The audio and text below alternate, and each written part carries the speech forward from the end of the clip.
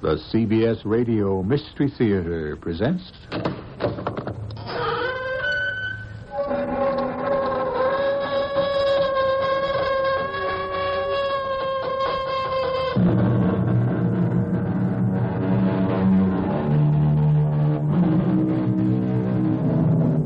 Come in. Welcome. I'm E.G. Marshall. Life is but a day. A fragile dewdrop on its perilous way down from the summit of a tree. Yes, it's possible. In the grand and inexplicable scheme of things, in the endless registry of eternity, life may be but a day, or an hour, or even a moment. Ah, but what a day, what an hour, what a moment some of us make of it. But, Eleanor, if you divorce him, you won't get any of his money. That's true, dearest. That's why I won't divorce him. Well, if you don't divorce him, how can you marry me? That's no problem. Well, you can't marry me if you're his wife. But I can if I'm his widow. Eleanor, you want us to wait till he dies? That could take years. You keep edging away from it. But you know what I'm talking about. You do, don't you?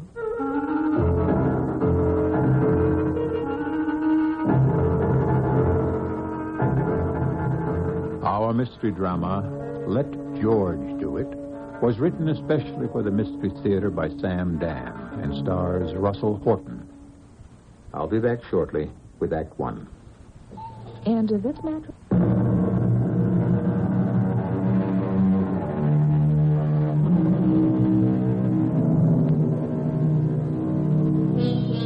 Perhaps this is the answer. Life has become too complicated. Our lives, which were intended to be quite simple, are now being run by incredibly complex machines, and we are absolutely at their mercy. Perry Foster is driving through one of those small, picturesque villages in New England. The traffic light on the main street has turned red. Perry has stopped. He waits, rather impatiently. After an eternity, which has really lasted only 30 seconds, the light turns green. Perry steps on his accelerator, but nothing happens. He feeds it gas, but it doesn't move. It will not move. Now what? Perry is ready, as the saying is, to blow a gasket, or is that what already happened to his engine? Damn. If it isn't one thing, it's another.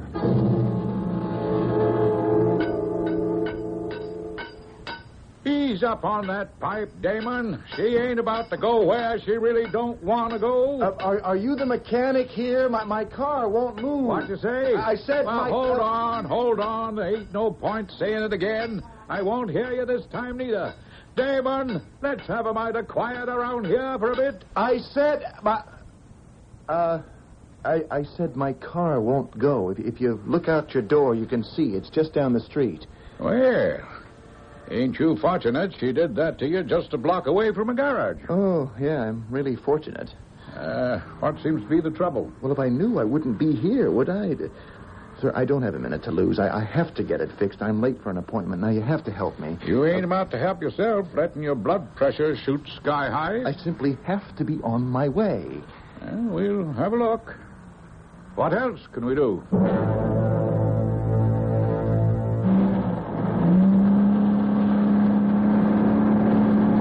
All right. Shut her off. I see the culprit.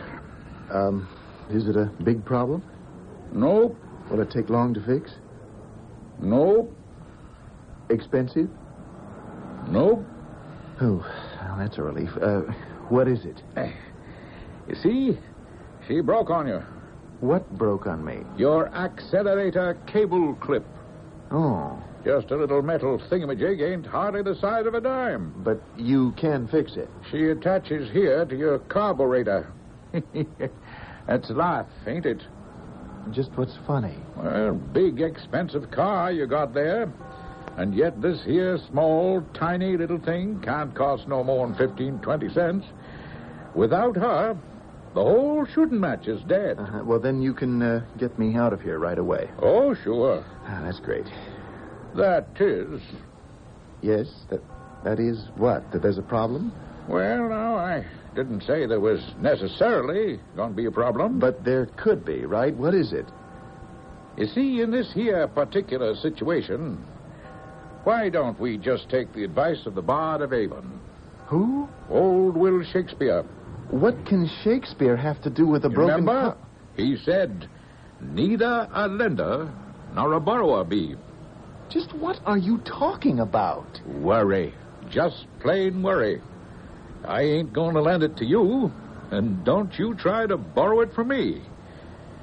So let us just wait and see what happens.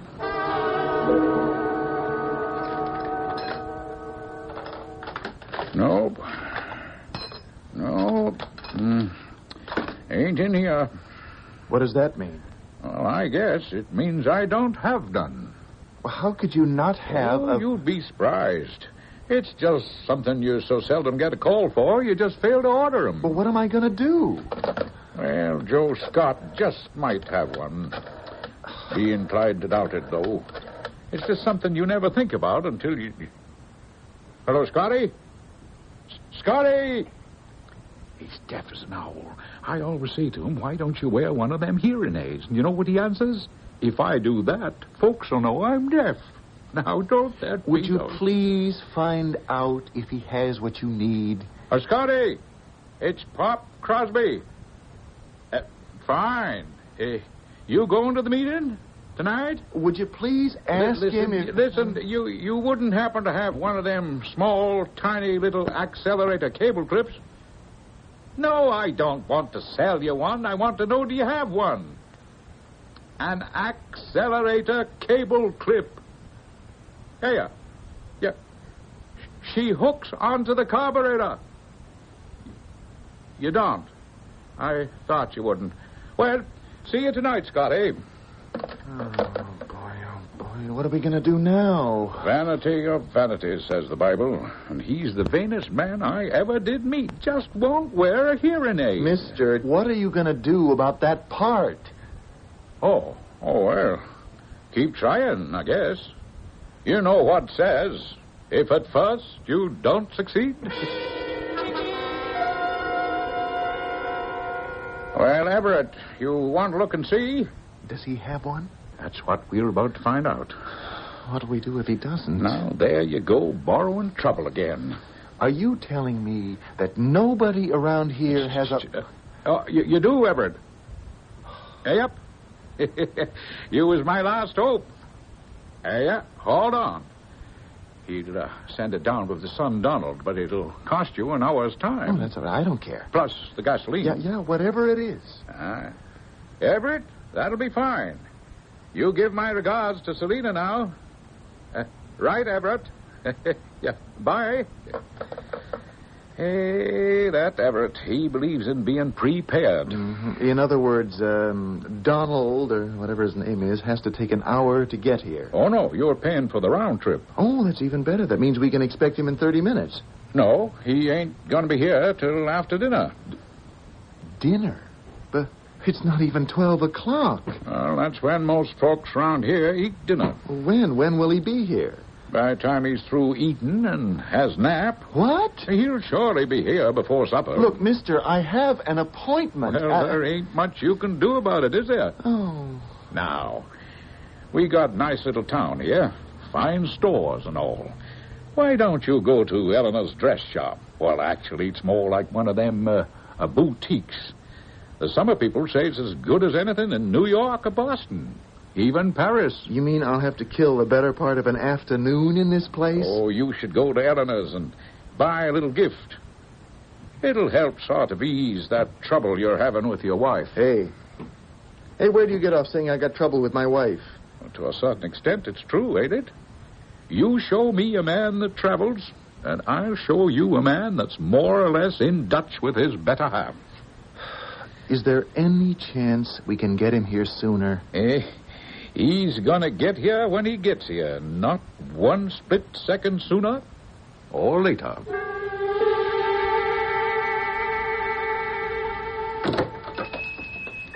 Hello. May I help you? Or would you care to browse? I'm looking for a gift for my wife. Well, what did you have in mind? Oh, I don't know. Oh, I see. What is it you see? Nothing. I don't believe that. You don't? Why not? Oh, because I was looking into your eyes. Were you? They had a very knowing look. Why were you looking into my eyes? Because they're very... Pretty? Yes. Also, quite unusual. In what way? A mysterious way. What do you mean by mysterious? If I knew, it wouldn't be mysterious. We've come full circle, haven't we? Let's get back to that knowing look. You said you saw something. What was it? I'm not sure I should tell you. Why not? One should never engage in a serious discussion with a stranger. Well, how about a friend? Only if the friend is of a forgiving nature. Let's become friends. My name is Perry Foster. Your name is Eleanor Rawlings. It says so on the window. Perry and Eleanor. We don't move that rapidly up here in New England. Oh, then I shall adjust my pace to yours. What are you doing in this place, Mr. Foster? How about Perry?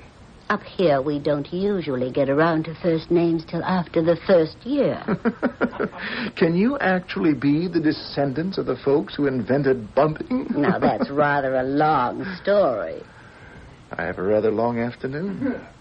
Why don't you close the place? I'll take you to lunch. You'd only grow tired of me after a while. All I suggested was lunch. That isn't true. You know it. How serious this has become. Any time a married man proposes an activity of any sort to a woman, not his wife, there's a possibility for things to become serious. Well... Wasn't your invitation to lunch truly a testing of the waters? Why should I even bother to deny it? But what made you say I'd grow tired of you? Oh, I judge you to be a man who tires easily as far as women are concerned. Probably because you can get them so easily. Well, you are quite attractive. Oh, thank you. But you still haven't told me how you know I've grown tired of my wife. Oh, you told me that yourself. I did? As soon as you walked in. You said you wanted a gift for your wife. I asked, what did you have in mind? And you said you didn't know. And you said, I see. That's what I saw.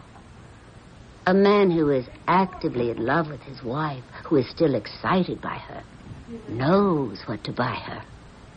He's aware of her needs. He anticipates her desires. He takes time to prepare, to plan, to create just the proper present. The purchases are part of a ritual of love, not some accidental circumstance. I must say, you know how to flatter a customer's ego. So you plan to use me as a surrogate, to take advantage of my taste, my discrimination. Well, they're for sale, aren't they? Of course. Why don't we discuss it further at lunch? I said you'd grow tired of me. I'm just passing through. My car's laid up for repairs down the street. You're telling me that once your car's fixed, you'll drive away from here forever. You do have a way of putting things, but of course that's what it amounts to. Well, then, of course, there's my reputation to consider.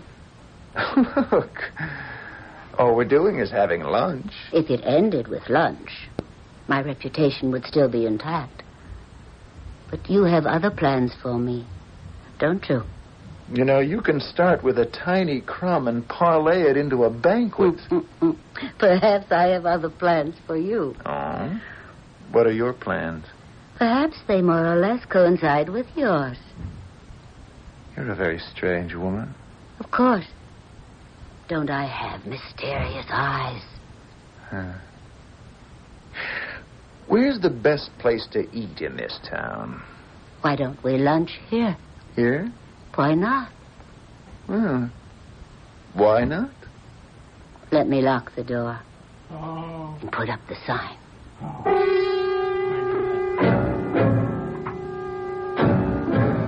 And this is where we must drop the curtain for Act One. Happenstance, circumstance, fate, what do you want to call it? Here a man is driving through a sleepy little New England village, and out of the clear blue he blunders into an adventure. But what sort of adventure shall this turn out to be? This will become the affair of Act Two. Did I say affair? It may have been a Freudian slip.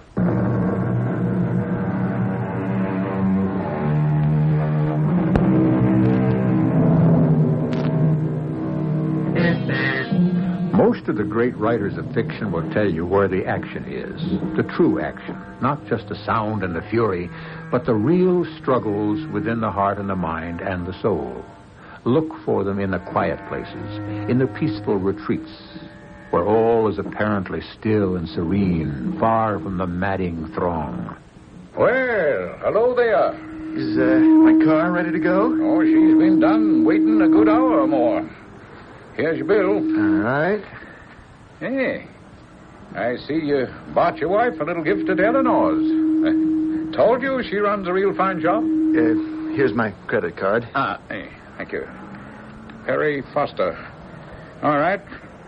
I don't know what you bought at Eleanor's, but it's better than anything you might pick up in New York or Boston. Let's see. You want to sign this right here? Mm-hmm. Hey, that should do it. Hey, fine-looking figure of a woman, that Eleanor. Pity she's married to old Sid Rawlings. Oh? She's married? Yeah. Oh, she didn't tell me. Now, why should she tell you? No particular reason. I mean, she doesn't look like a married woman. You know, Sid's old enough to be her father. Maybe her grandfather. Oh, why did she marry him? Oh, why'd you suppose? Money. Money? Why not? It's as good a reason for marrying as love. Maybe even better. Except, poor Eleanor, she never did get her money's worth. In what way? Oh, in every way. A year or two after the wedding, Sid lost practically every dollar. How? Oh, Sid was smart enough when he was young, but when he grew old, he became a fool. It happens. He wanted a young girl, which started him off. Then he took to playing the stock market, which finished him. Here's your card back. Drop in. See us again.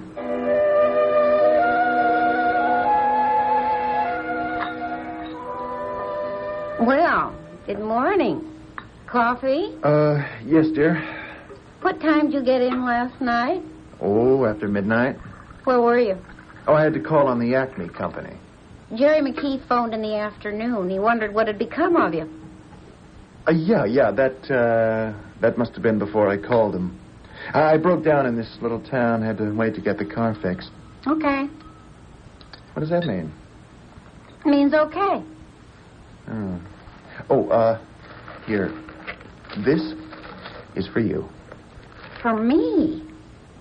Now, what do you suppose it is? Yeah, you could open it and find out. Well, I suppose I could. Well? It's beautiful. I thought you'd like it.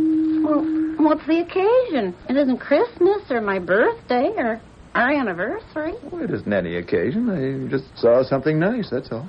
Mm-hmm. I know what you're thinking. If you want to make up for something, at least pick it out yourself. Now what? A thing like this, it's beyond you, Perry.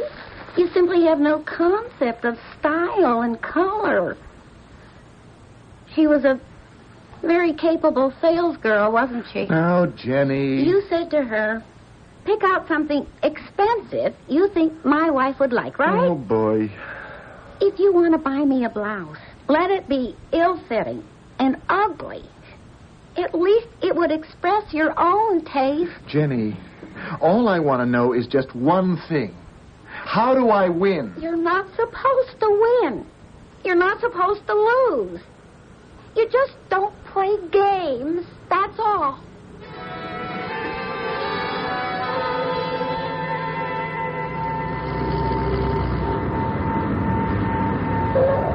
Well, Howdy. You seem to like our part of the country. I noticed last time that there's a very nice scarf to go with the blouse I bought for my wife. Yeah. But Eleanor's shop seems to be closed. Is it? Yes. Any reason? If she's closed, she's closed. She's a highly independent woman. If she don't feel like opening up, she stays home. Oh, it's too bad. I came all this way. Did you? Yes, I really would like to buy my wife that scarf.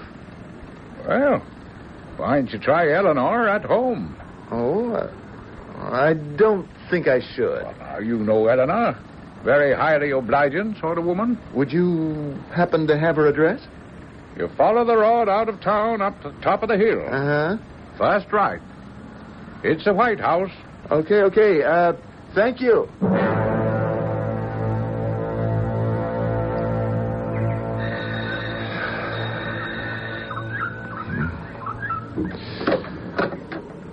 Yes. Oh, are you Mr. Rawlings?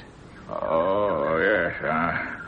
I'm Sid Rawlings. I hate to bother you and Mrs. Rawlings. Yes. What about? Oh, I'm a customer of Mrs. Rawlings, and I was driving through town. I don't know when I'll be this way again. I'd hoped to pick up a scarf, and the store is closed. Oh, yeah. I was wondering perhaps if Mrs. Rawlings might be able to help me out. Well, she would if she was home. Oh. She's off on a buying trip. Oh, that's too bad. No. That's where she went last time. Anyhow, she just isn't here. Should I tell her you stopped by, Mr. It's not important. It really isn't important at all. Well, sorry I can't help out. No, it's all right. It's just fine. Perry, Yes? I'd like to talk to you. You've got the floor. Do you suppose you could put down the paper? What is it? I'm sorry about the blouse. I had no right to put you down for it the way I did. No, it's all right. No, it isn't. It's just that I have this crazy idea. What crazy idea? That you're being unfaithful to me. Oh, maybe it's just because we seem to quarrel so much lately. No, Jenny. I feel that you're either having an affair Or what? or toying with the idea of having one. Perry, just remember, we love each other. We have 15 years together. We have the children, this home. Are you tired of it? Perry, what's the matter? Nothing's the matter. I know it's a grind. I know you work hard. Why, you come up with things out of a clear blue sky. Well, I read a great deal. The kids are away at school. You're always traveling. Honey, my job requires me to travel. I'm just stating the facts. So I have time on my hands. Most men, I read, lead lives of quiet desperation. Are you doing that, Perry? No, I am not doing that. I'll get it. Why don't you let it ring? What? Is there a law that says you have to answer a phone just because it's ringing? It might be important. Could it be more important than what we're doing right now? What are we doing right now that's so important? Oh, I'm sorry. Let it go. Jenny, I understand. It's I've been trained. It's the way we are. When a phone rings... Like Pavlov's dog. Just let me get rid of this, huh? Hello. Hello. Yes. Heard you drop by to see me today. Yes, I did. Sorry I wasn't in town. I will be tomorrow. I'd love to see you. Yes, I'll try to get up around that way. Will you try very hard? As a matter of fact, I think it could be arranged. It might be fun. Yes, and I'll bring those catalogs. Goodbye, darling. Yes, good night. That was a customer. Was it? Well, who else would it be? Oh, Perry. I'd better turn in. I have to make a long trip tomorrow.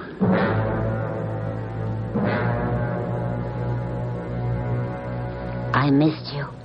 I wonder, You don't believe me? how many times have I driven through this town? I don't know. I've lost count. It's on my way to Canada. It's the shortcut out to the thruway. And I've driven up this main street. I've always stopped for the light. Your shop is on the corner. Did you ever see me? Did I? Possibly. I might have looked into the window while I was waiting for the light to change. I might have seen you without even knowing it. And I may have seen you, too. So, how long have we been aware of each other? And then, a little piece of metal, not much bigger than a dime, which costs less than a quarter, breaks, cracks, snaps, who knows, and so we meet. See? It was destined.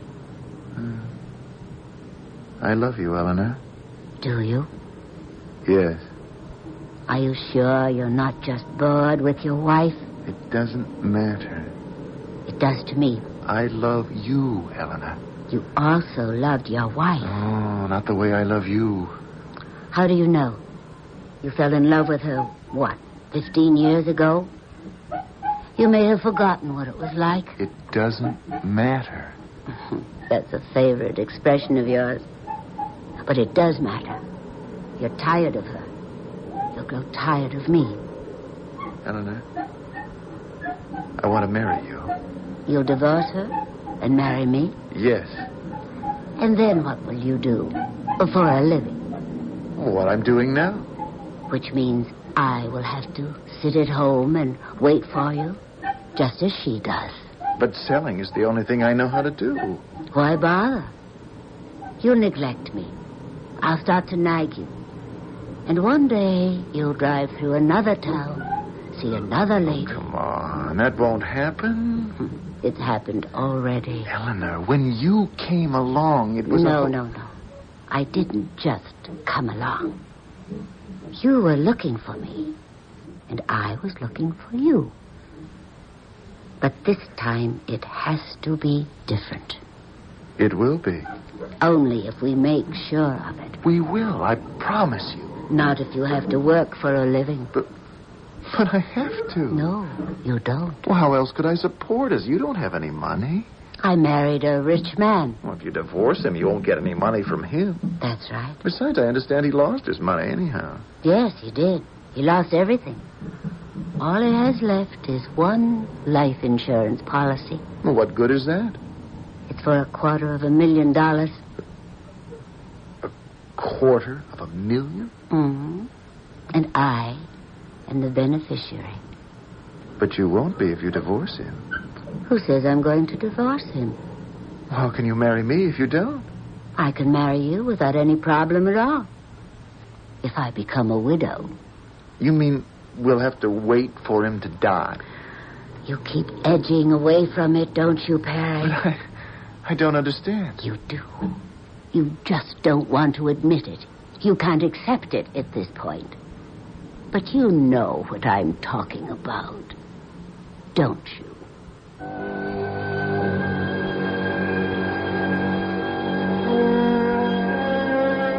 Don't you? If you're one of the old-timers around here, you really aren't too surprised. Actually, you've probably been expecting something like this.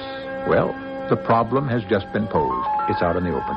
And all of its implications will be squarely faced when we return with Act 3.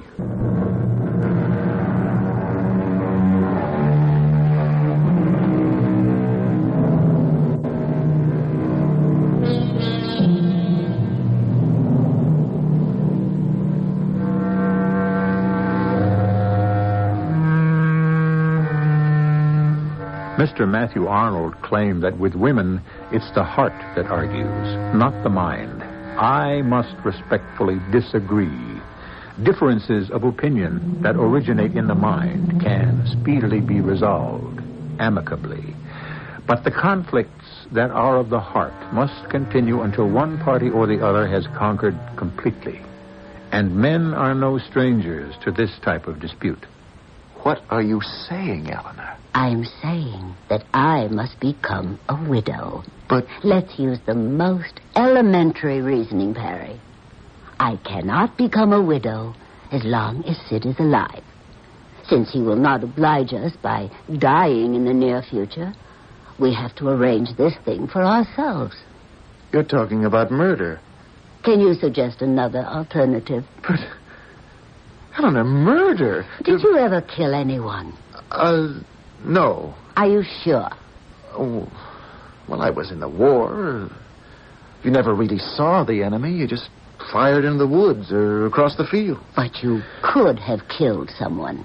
Yes? Someone you never saw, never knew, who had never done any harm to you, personally. I don't even want to think about it. You didn't get anything out of it. And I don't want to talk about it either. I think it's time you went home, Perry. Eleanor? We really don't have anything more to say to each other, do we? I can't do it. If you can't, you can't.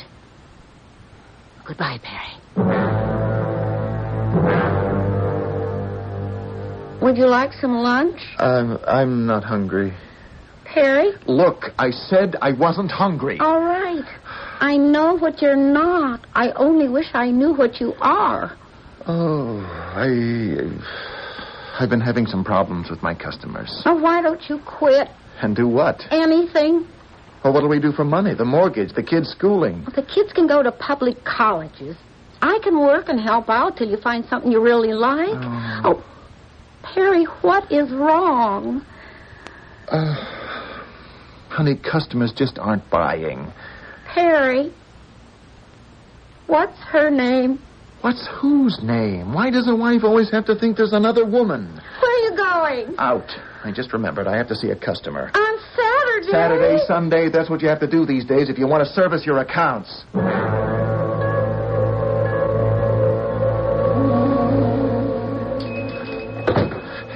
Eleanor? Yes?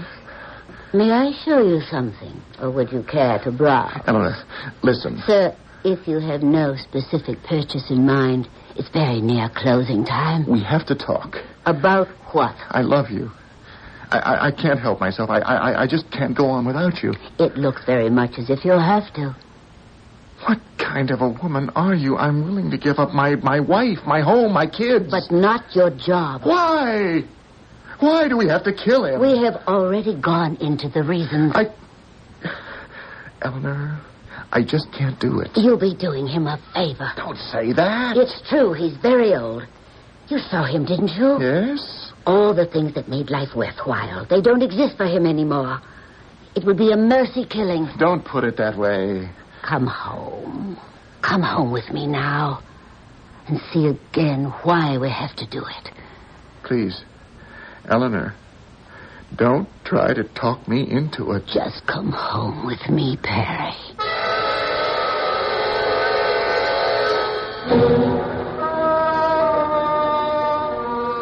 Sid, this is a customer, Mr. Perry Foster. I believe we've met, Mr. Rawlings. Oh, we have? I don't seem to remember. Mr. Foster is a collector of old silver, and I thought I'd show him that tea service of yours. Oh, tea, yes. I would like a cup of tea. Would you join me, Mr. Foster? I'll be right back, Sid. Why don't you and Mr. Foster have a nice chat? Oh, yes. Hey, wait. I know you. George, what's the matter with me, George? Sometimes I forget, George. It's not that I'm getting old, although that doesn't help. I just forget. And you are, George. George? Yes. It's been a long time, hasn't it? Yes. I hope you don't bear me any malice. Malice? She chose me, George. The better man won. And now you're back.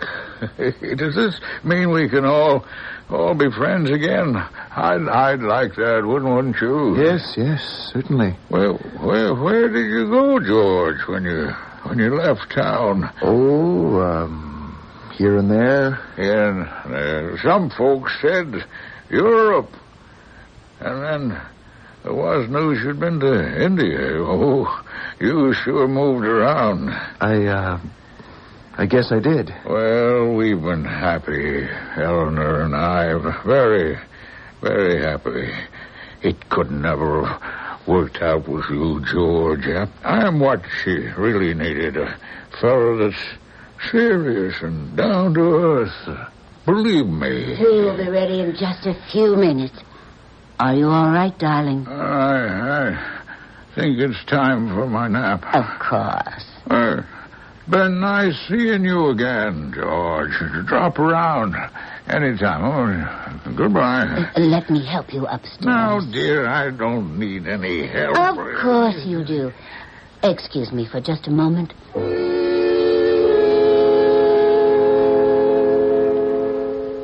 He's nicely tucked in.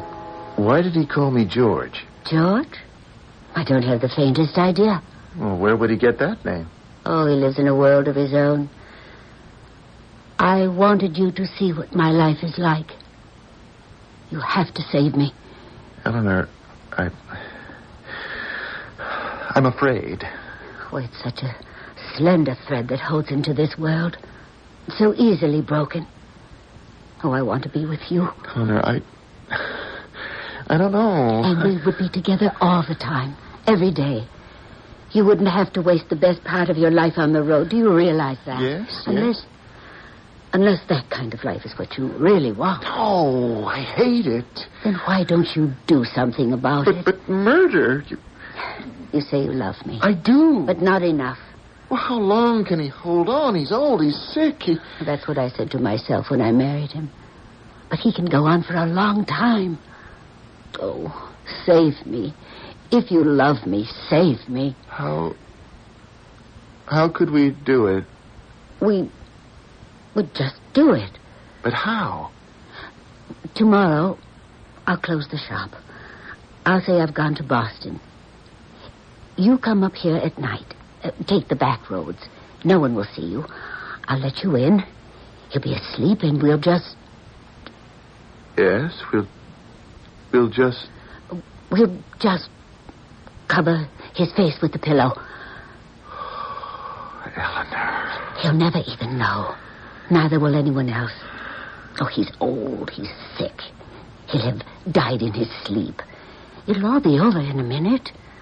Oh, darling, 1 minute is all we need. And it becomes a bright, beautiful life for both of us. Oh, take me in your arms. Hold me tight.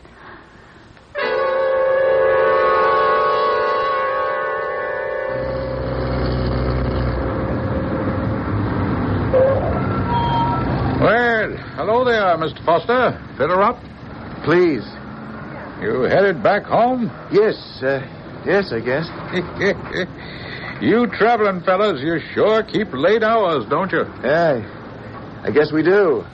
How'd you square it with your wives?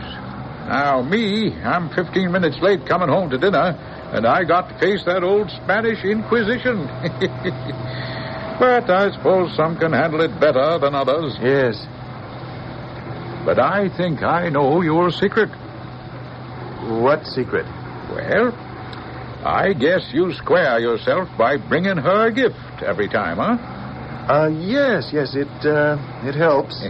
I figured it out. Yeah, that's pretty smart. Eleanor's been helping you. What do you mean? Well, she's got the selection. That's why you keep dropping in there, right? Oh, you must be spending a fortune. But I guess it's worth it. Kill 'em with kindness, right? Well, what do you mean by kill? Well, figure of speech. Hey, you're kind of edgy this evening, Mr. Foster. Yeah, it's been a long day.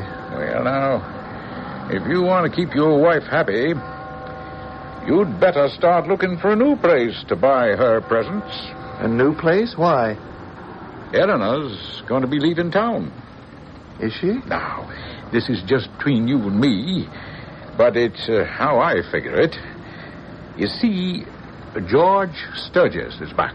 George Sturgis? Oh, she's been in love with George ever since they was both in high school. George Sturgis. George.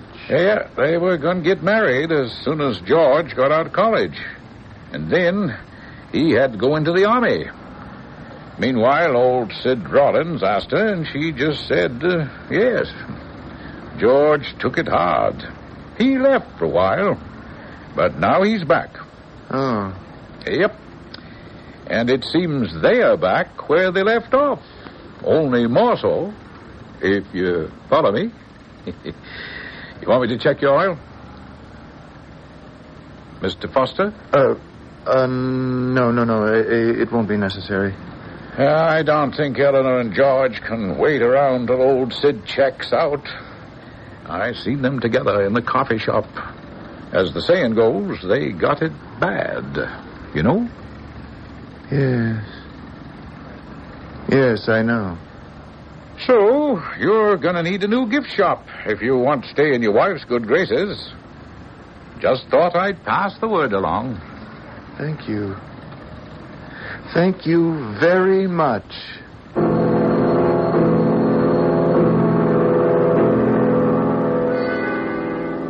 Jenny? Oh, I didn't expect you. Why not? Well, I thought you'd be seeing a customer. Oh, I just thought I'd rather come home. Well, I can make dinner. Or we can go out. Hey, let's go out. We have to celebrate. Oh, celebrate what? Oh, can't we just celebrate? Does it have to be an occasion? Hey, I brought you this. Oh, well, what is it? Go ahead, open it.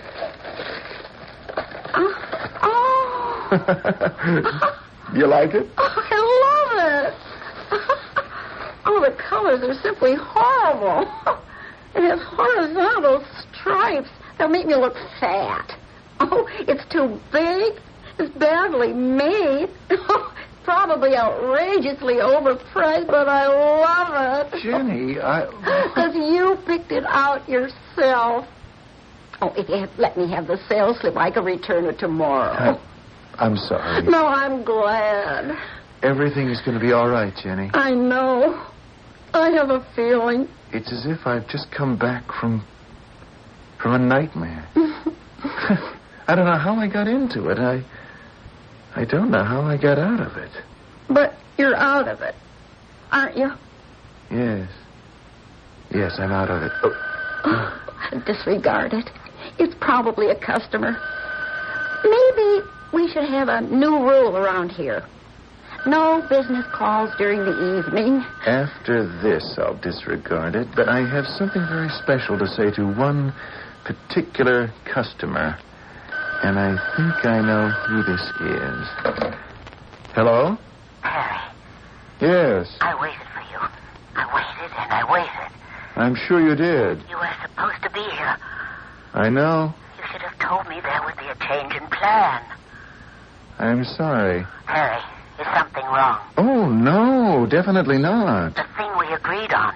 It has to be done. Does it? You know it does.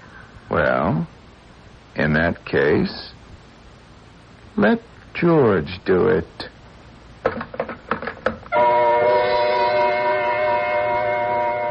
Which sums it up, states it neatly, and ties a ribbon around the package. Let George do it.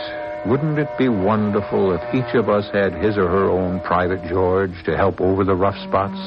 That's what a George is basically intended to do, because the name George comes from the Greek. And what does it mean? Why, a slave, a servant, a serf. I shall return shortly.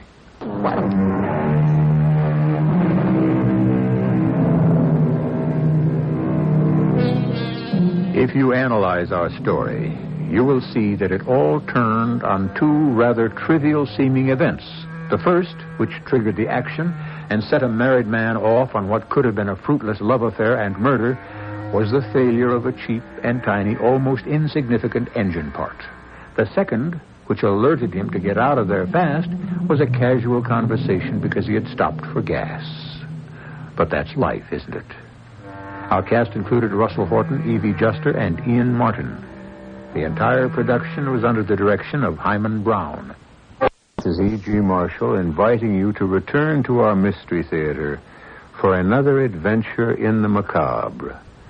Until next time, pleasant dreams.